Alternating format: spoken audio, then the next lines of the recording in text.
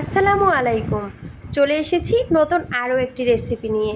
আজকে এমন একটা রেসিপি নিয়ে আপনাদের মাঝে চলে এসেছি যেটা আপনারা কখনো খেয়েছেন কি না জানি না, তবে এটা কেউ খায়নি বললেই চলে। আজকে এরকম একটা রেসিপি করব। এটা হচ্ছে দেশি মুরগি, আর মুরগিটা একদম ভালোভাবে কুটে নিয়েছে, আর মুরগিটা কতটা মাংস হয়েছে আর কতটা চর্বি হয়েছে। দেশি মুরগির এভাবে তেল চর্বি কিন্তু খেতে খুব ভালো লাগে, এগুলো কিন্তু ফালনা জিনিস নয়।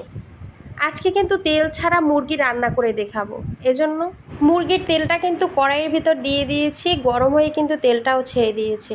এখানে আদা রসুন আর পেঁয়াজ বাটা, প্রথমে আদা রসুন দিয়েছি, এবার পেঁয়াজ বাটা দিয়ে দিলাম। পেঁয়াজ বাটার পরিমাণটা একটু বেশিই দিতে হবে। ওদিকে দেখতে পাচ্ছেন তেলটা কিন্তু ছেড়ে দিয়েছে। এবারে দেব গুঁড়ো মশলা, হলুদ, মরিচ, কাঁচা মরিচ, আস্ত গরম মশলা, জিরার গুঁড়ি, ধনিয়ার গুঁড়ি, এগুলো দিয়ে দেব। ওখান থেকে যে তেলটা বের হয়েছে ওটা দিয়ে কিন্তু মশলাটা কষানো হয়ে যাবে। আর সবসময় দেশি মুরগি রান্নার সময় গরম পানিটা ব্যবহার করা উচিত, এতে রান্নার স্বাদটা ঠিকঠাক থাকে। এখানে একটু ঝোল দিয়ে দিলাম, ঝোলটা এবার একটু কষিয়ে নেব। কষানোর মধ্যে কিন্তু দেখতে পাচ্ছেন একটু একটু কিন্তু তেল চিকচিক করছে, আর ওই তেলটাই কিন্তু চর্বিটা ছিল। এবার এই মাংসটা ভালো করে কিন্তু ধুয়ে রেখেছিলাম, এটা কিন্তু কড়াইয়ের ভিতর ঢেলে দিলাম। এবার মশলার সাথে মাখিয়ে নেব। এবার দেখতে পাবেন কি পরিমাণে এই মুরগি থেকে তেল বের হয়। এরকম দেশি মুরগি যদি আপনারা পেয়ে থাকেন তাহলে এভাবে তেল ছাড়াই রান্না করবেন, খেতে কিন্তু খুব ভালো হয়।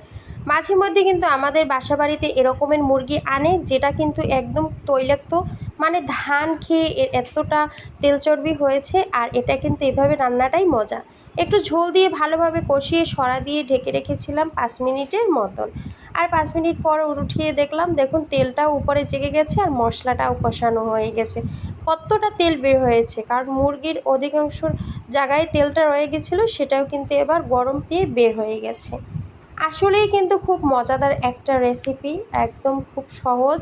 আর তেল ছাড়া এরকমের মুরগি রান্না কখনো যদি কেউ না করে থাকেন এভাবে করতে পারেন। এবারে পর্যাপ্ত পরিমাণে গরম ঝোল দিয়ে দিলাম, এবার ঢেকে রাখবো 20 মিনিটের মতন। আমার ভিডিওর কোনো অংশ যদি আপনাদের ভালো লেগে থাকে তাহলে অবশ্যই একটা লাইক দিবেন, কমেন্ট করে জানাবেন। আর এভাবে নিত্য নতুন ভিডিও পেতে চাইলে আমার চ্যানেলটিকে সাবস্ক্রাইব করে দিতে পারেন। আর এবারে দেখুন শেষ পর্যায়ে কী পরিণতি হলো, কতটা সুন্দর হয়েছে। কেউ কি ধরতে পারবে এটা যে তেল ছাড়া রান্না হয়েছে? আসলে ধরার কোনো অবকাশ নেই, আর খাওয়ার সময় কেউ বুঝতে পারবে না এটা তেল ছাড়া রান্না হয়েছে।